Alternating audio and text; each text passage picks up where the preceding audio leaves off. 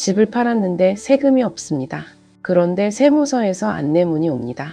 이 상황 생각보다 많은 분들이 겪습니다. 그리고 대부분 이렇게 생각합니다.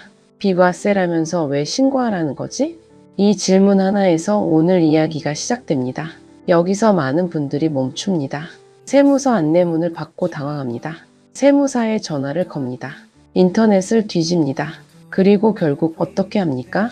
비과세니까 그냥 무시하면 되겠지. 이렇게 넘어갑니다. 하지만 이 작은 선택 하나가 나중에 수천만 원 차이를 만들기도 합니다. 오늘 이야기의 핵심은 단순한 세금 뉴스가 아닙니다. 집을 팔 때 신고를 해야 하는지 하지 않아도 되는지 이 질문입니다. 특히 12억 이하 1주택 비과세. 세금이 없는데 왜 신고를 해야 할까? 겉으로 보면 단순합니다. 하지만 속을 들여다보면 이야기가 달라집니다.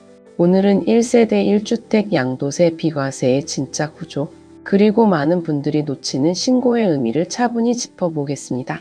이 이야기는 단순한 세무 정보가 아닙니다. 40대 이후라면 누구나 한 번은 마주할 이야기입니다. 지금 시작합니다. 먼저 기본부터 확인해 보겠습니다. 우리나라에서 1세대 1주택 양도세 비과세를 받으려면 몇 가지 조건이 필요합니다. 첫째, 한 세대가 국내에 주택을 하나만 보유해야 합니다. 둘째, 2년 이상 보유해야 합니다. 그리고 여기서 중요한 조건이 하나 더 있습니다. 2017년 8월 3일 이후 조정 대상 지역에서 취득한 주택이라면 2년 이상 거주 조건이 추가됩니다. 즉, 단순히 집을 가지고 있었다고 해서 비과세가 되는 것은 아닙니다. 핵심을 한 문장으로 정리하면 이렇습니다. 1주택, 2년 보유, 필요시 2년 거주. 이 세 가지가 기본입니다. 여기에 한 가지 기준이 더 붙습니다. 바로 12억 원입니다. 많은 분들이 이렇게 생각합니다. 12억까지는 세금이 없다. 맞습니다. 하지만 여기서 중요한 포인트가 있습니다. 12억은 사람 기준이 아닙니다. 집 가격 기준입니다. 부부 공동명의라도 각자 12억이 아닙니다. 집 전체 가격이 12억 기준입니다. 이게 참 묘한 부분입니다. 우리 둘이니까 24억까지 괜찮은 거 아닌가요? 이렇게 생각하시는 분들이 실제로 많습니다. 그런데 아닙니다. 집 한 채의 양도가액 전체를 기준으로 판단합니다. 또 하나 확인해야 할 것이 있습니다. 주택의 부수토지 범위입니다.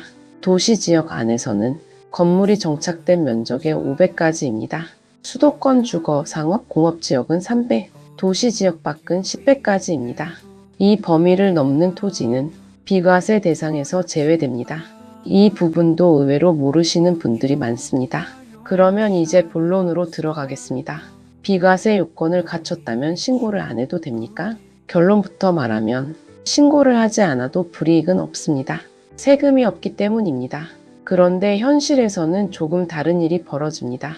집을 팔고 나면 국세청에서 양도세 신고 안내문이 옵니다. 이때 많은 분들이 당황합니다. 세금도 없는데 왜 신고하라고 하지? 그래서 세무사 사무실에 전화가 몰립니다.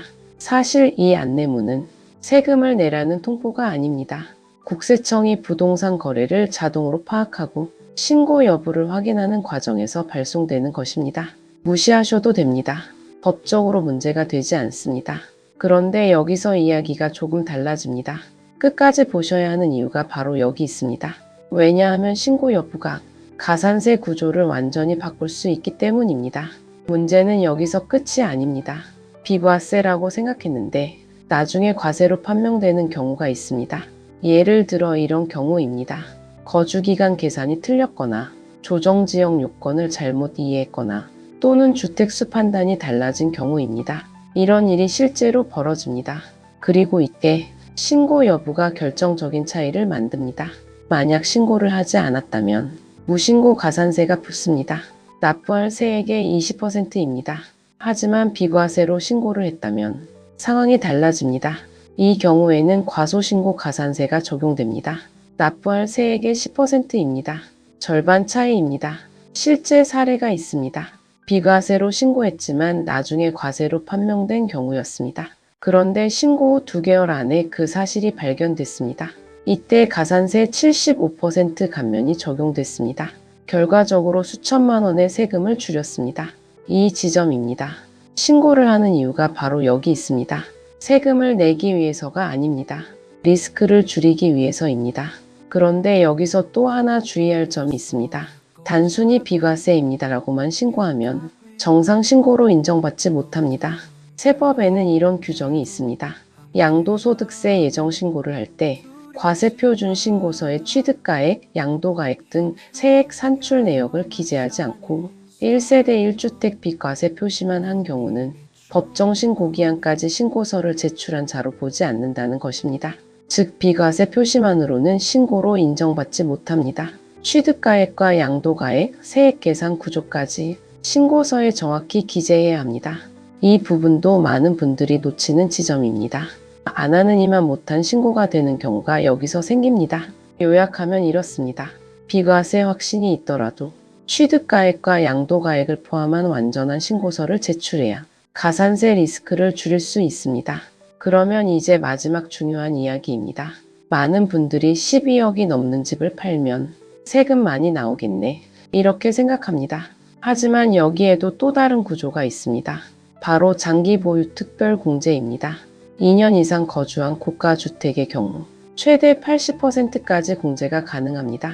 2년 미만 거주라면 최대 30%입니다. 보유 기간별로 연 2%씩 적용됩니다. 하지만 2년 이상 거주했다면 보유 기간별로 연 4%, 거주 기간별로 연 4%, 두 가지를 합쳐서 연 8%씩 공제가 쌓입니다. 이게 얼마나 큰 차이를 만드는지 숫자로 한번 보겠습니다. 5억 원에 취득한 아파트를 30억 원에 매도하는 경우입니다. 보유 기간은 10년입니다. 그리고 2년 거주 여부에 따라 세금이 달라집니다. 전세대원이 2년 이상 거주하지 않았다면 양도세는 약 5.2억 원입니다. 하지만 2년 이상 거주했다면 양도세는 약 3.2억 원입니다. 차이는 약 2억 원입니다. 2년 거주 여부 하나가 2억 원의 차이를 만듭니다. 이게 세법이 설계된 방식입니다. 실거주를 유도하는 구조입니다. 여기서 핵심을 다시 정리해 보겠습니다. 비과세 뉴스처럼 보이지만 진짜 이야기는 이것입니다. 신고 여부, 거주 기간, 장기 보유 공제. 이 세 가지가 양도세 구조를 결정합니다. 모두가 놓치는 진짜 포인트는 따로 있습니다. 비과세라서 안심하는 그 순간이 가장 위험한 순간이라는 것입니다. 그래서입니다. 집을 파는 순간은 대부분 인생의 중요한 시점입니다. 이사일 수도 있고 은퇴 준비일 수도 있고 자산 이동일 수도 있습니다. 그래서 세금 뉴스는 멀게 느껴지지만 어느 순간 내 이야기가 됩니다. 오늘 이야기의 핵심을 한 문장으로 정리하겠습니다. 비과세라고 끝이 아닙니다. 비과세 구조를 이해해야 합니다. 그래야 예상하지 못한 세금 리스크를 줄일 수 있습니다. 신고 한 번의 차이가 수천만 원을 가릅니다. 거주 2년의 차이가 2억 원을 가릅니다. 이 사실을 알고 집을 파는 것과 모르고 집을 파는 것은 결과가 다릅니다. 물론 모든 상황이 같지는 않습니다. 집마다 조건이 다르고 시점도 다릅니다.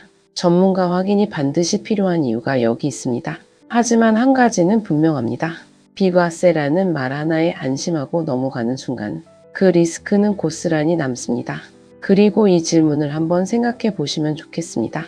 집을 팔 때 여러분은 비과세라서 안심하시겠습니까?